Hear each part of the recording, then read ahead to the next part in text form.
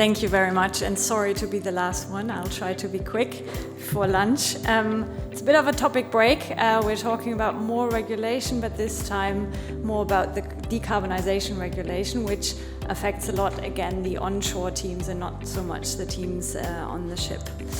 Just briefly, who am I, who are we? I'm co-founder of zero44. We've been around for 3 years. We're building software to help you manage the topics that I'm going to talk about.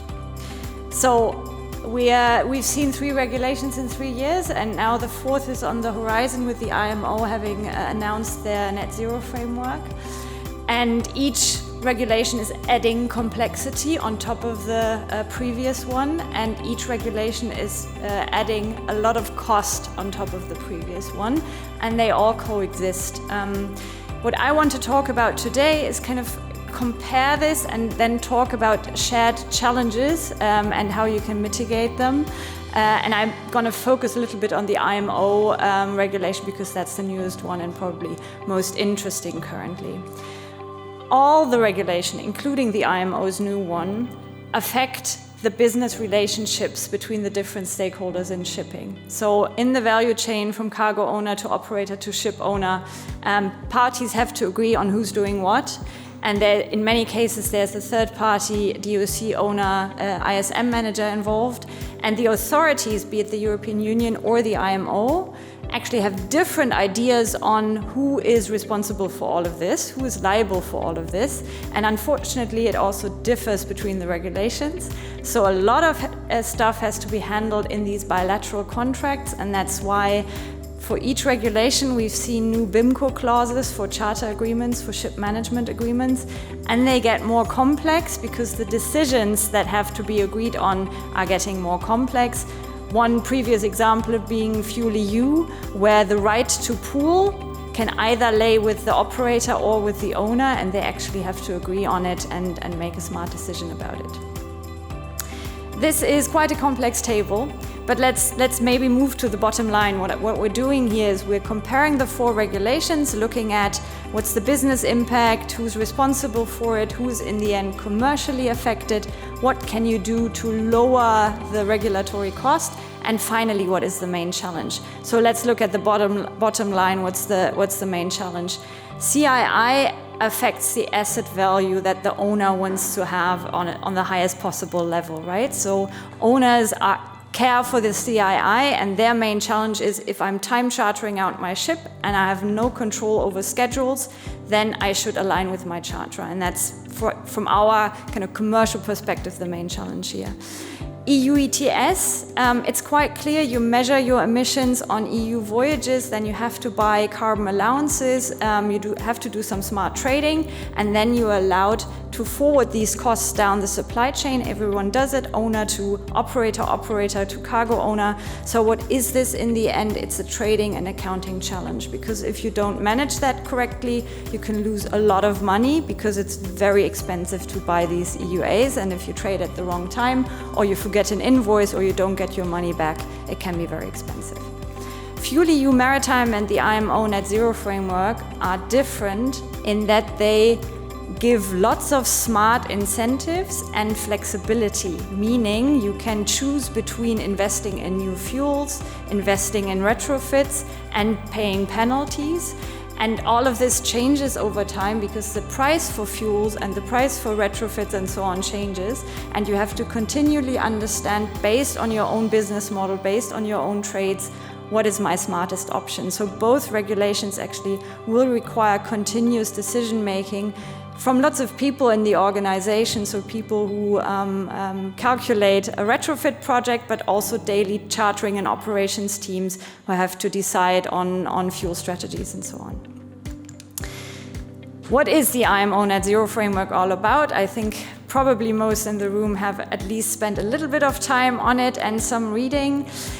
What it does, it's obviously relevant on a global level for all ports. It affects ships above 5,000 gross tons, so like the EU measures only the big ships in a first step. And this is also about a greenhouse gas intensity of the fuels that are being used, so very similar to FuelEU. But the thing is that we don't yet know how IMO will define these well-to-wake emission factors that can be different definitions and certifications required. This is still an unknown in this regulation. The structure is that the IMO is asking the industry to decarbonize. So you see that in the graph. So each year, starting 2028, the maximum levels of greenhouse gas intensity that you are allowed to have with your fuel mix will be decreased, and quite steeply. What they do is they define two target lines. The one is the base target, which is a little bit less ambitious, but it's also punished more severely if you don't manage to get your fuel intensity, GFI, below the base target, then you have to pay a higher penalty. If you are above the base target, or if you meet the base target but not yet this direct compliance target, which is more ambitious, you have a little bit of a lower penalty. And if you're even better than the direct compliance target, you can generate a surplus. And then the idea is that people can actually trade. Surplus holders can sell this surplus to people who haven't met the base target. And thus there's another way to make money here for the good students in the classroom, so to say. It's interesting to see it will be interesting to see how this is playing out. What we have done is we've also compared the ambition of the targets with the FuelEU, obviously now assuming that all the underlying definitions would be the same. And you can see that starting from 2028, the IMO is actually more ambitious than FuelEU when it comes to targets. So the dark purple line is the FuelEU standard between 2028 and 2035. FuelEU only gets stricter every 5 years, and then the IMO base target gets stricter every year, and the IMO direct compliance target too, and they are more ambitious. However, FuelEU is more expensive when you miss the target, so that's not the only comparison you should do. But relevant to see is if you look at the greenhouse gas intensity of HFO, upper gray line, and the greenhouse gas intensity of a B24 biofuel blend, you can see that quite soon even a B24 won't save you here. So quite soon this new regulation will force you to really think about more supply of alternative fuels than we're currently discussing under FuelEU. So the IMO Net-zero Framework is something to pay attention to, even if it's only in 2028. These years pass by quite quickly, so we think we should all take it seriously. Now, what are the overarching challenges, be it IMO Net-zero Framework, FuelEU, EU ETS, CII? You have to stay on top of your data management, because all of this is measured from your fuel consumption on board, and these data need to get to shore, and it's really important to have them under control. It's about strategic thinking and strategic decision making and being smart about this. Then you can save money or even make money in certain cases. And finally, it's about cost forwarding and financial management. Talking about the data, there's actually quite a lot of data sources you have to combine to stay on top of this. I already said the biggest thing is the vessel data from the ship, where you collect your MRV and DCS data, so your fuel consumption from the ship. But actually, if you want to stay on top of your financial management, it would be smart to also add your contracts to this. What have you agreed with your operators, or the other way around, with your owners, on who's doing what? Who's actually procuring the fuels here? Who's doing the decision making? How do you want to reimburse each other? Put that on top and it gets smarter. Your decision making gets smarter. Then you have price data. What do biofuels currently cost in the different ports where I might want to bunker them? What is the fossil fuel cost? What would a retrofit cost, and so on? So price data, EU allowances prices and so on is important. And then some of the regulations have external databases that you need to understand. Most prominent currently, your union registry accounts for the EU ETS, where you want to make sure in all your bookkeeping and accounting efforts that you have the right amounts of EU allowances on the right account for your surrendering for the first time this year in September. So it's important to combine these data sources and ideally also find a verifier, a class society that can help you get confirmation of these data continuously to have it under control. And just a short view on biofuel certification, it is really a lot, and the IMO will add to this because they will set up their own system most likely. There's a lot of certification that needs to be done for a biofuel to actually be a biofuel. If it's not confirmed officially, then you have paid more for a biofuel, but it's treated like a fossil fuel by the regulation. So getting this under control, training your crews on how to report then the right factors into your systems from which you do your calculations. That's really key to making the right decisions here. Strategy development. So I talked about this continuous decision making that everyone needs to do. And it's really about short-term, medium-term and long-term decisions. Short-term, you do your voyage planning and you find out you trade into Europe. Then your thinking needs to start currently. What does that mean for EU ETS, for FuelEU? What are my options? In the future, Europe won't even matter because the IMO is also there. But then in Europe, you would probably have an added, with IMO and EU, and in the other regions, different stuff. So voyage planning needs to have an understanding of what regulations am I going into now.